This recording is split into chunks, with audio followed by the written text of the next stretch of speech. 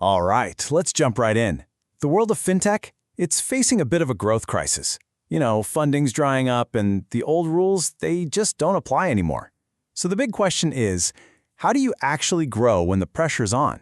Well, we're about to open up the new marketing playbook, not just for surviving, but for actually thriving in this really tough new environment. So to really set the stage, let's just start with one single, kind of shocking number. 50%.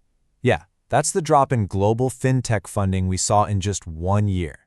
It's a number that honestly sent shockwaves through the entire industry, and, it's changed the game for pretty much everyone. And that 50% drop? Here's what it actually looks like in dollars and cents. Funding totally collapsed, down to just $39.2 billion.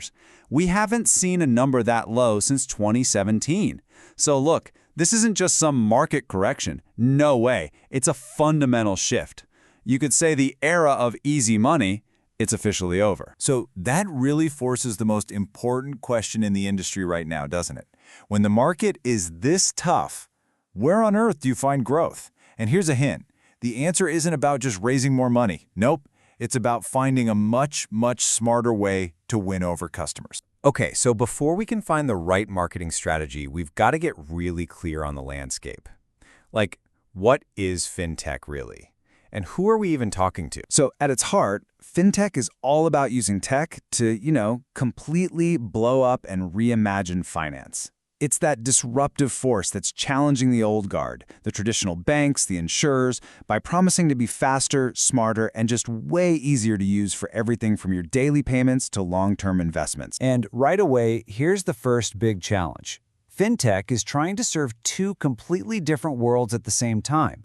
On one hand, you've got your everyday consumers, think millennials, who want a slick, seamless app for absolutely everything.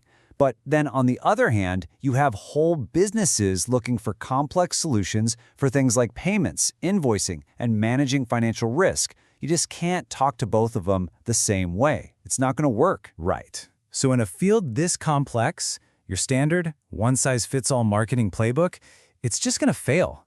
And this is exactly where the specialist comes in. Their deep, niche expertise. That's your single biggest advantage. And this quote just hits the nail on the head. Marketing for fintech isn't like selling sneakers or some new software. It's built on 3 pillars that a general marketing agency just won't get: trust, compliance, and financial literacy. I mean, think about it. You're dealing with people's money. One wrong move, and poof, your brand's reputation is toast. It's an incredibly high-stakes game. And this is what that specialist value looks like in the real world. First, they know how to navigate all those tricky regulations, the stuff you absolutely cannot afford to mess up. Second, they use data to pinpoint and reach those really specific high-value audiences. And maybe most importantly, they know how to build a brand that walks that fine line between two competing ideas, being super innovative, but also being someone customers can trust with their finances.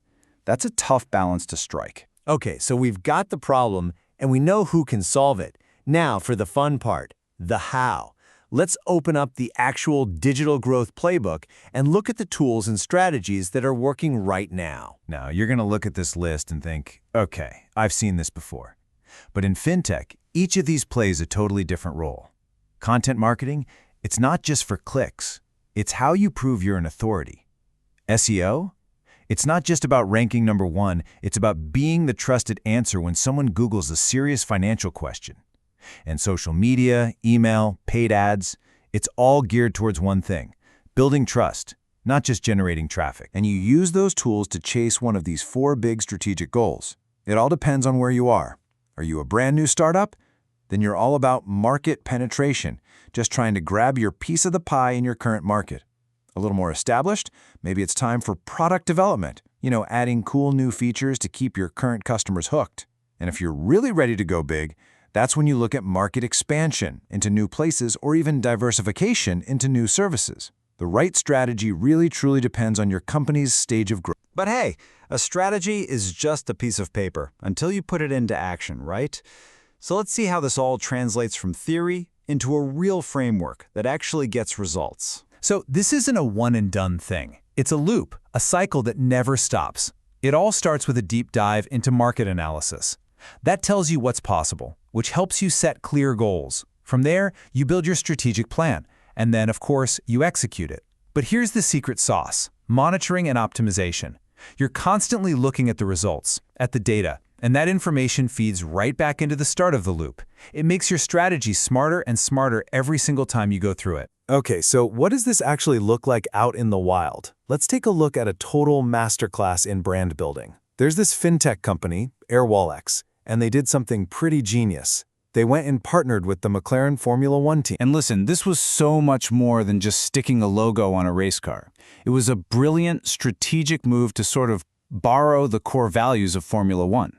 Think about it. F1 is all about precision, incredible speed, and absolute trust in the technology.